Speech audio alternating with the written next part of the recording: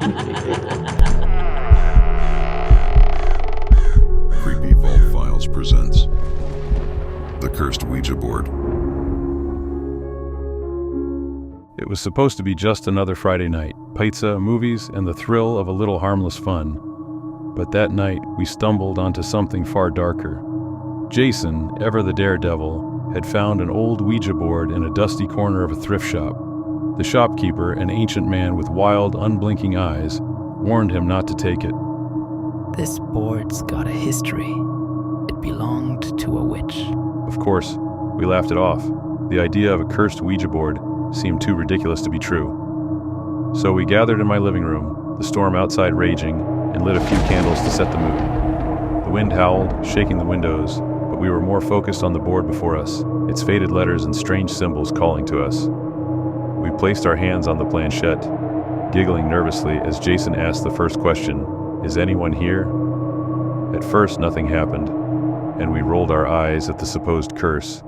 But then the planchette moved, slow at first, then faster, spelling out YES. The laughter died in our throats as we exchanged uneasy glances. Was it one of us pushing it? We all denied it, but something in the air had shifted, an icy, prickling sensation on the back of our necks. The candles flickered wildly, and a gust of cold wind blew through the room, despite the windows being shut tight. Then the board spelled out Jason's name. We all froze. How could it know his name? His face turned pale, and for the first time, I saw fear in his eyes. "This isn't funny, guys," he muttered. But none of us were laughing anymore. Suddenly, Jason was flung backward by an unseen force, his body crashing into the wall with a sickening thud. We screamed, scrambling away from the board as the room filled with a deep, guttural growl that seemed to come from everywhere and nowhere at once. The planchette began to spin wildly on its own, refusing to land on goodbye, no matter how hard we tried to end the session. When the noise and chaos finally stopped, we found ourselves in a room that was eerily quiet. The candles had gone out, and the room was cold, too cold. The board was lying in the middle of the floor, and the planchette had settled on goodbye. But the damage was done. Over the next few days, each of us experienced unnerving events. I would hear whispers in my home. Jason's things started to move on their own, and Jess felt like she was being watched constantly. Jason, who had taken the brunt of the supernatural force, began to act strangely, withdrawn, frightened, his once confident demeanor gone. Then, one night, he vanished. His car was found abandoned on a remote road, the doors open and the engine running.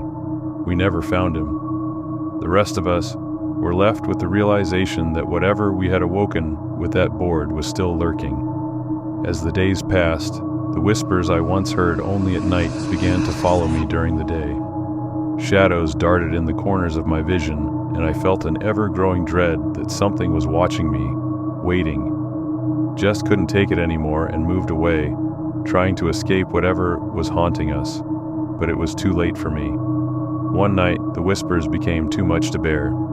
They were louder, clearer, no longer just voices but commands, telling me to do things, terrible things. I tried to resist, but the pressure in my head was overwhelming, like someone was trying to claw their way inside my mind. I don't remember much after that, just flashes of cold metal restraints and the sterile smell of disinfectant. When I woke up, I was in a small, white room.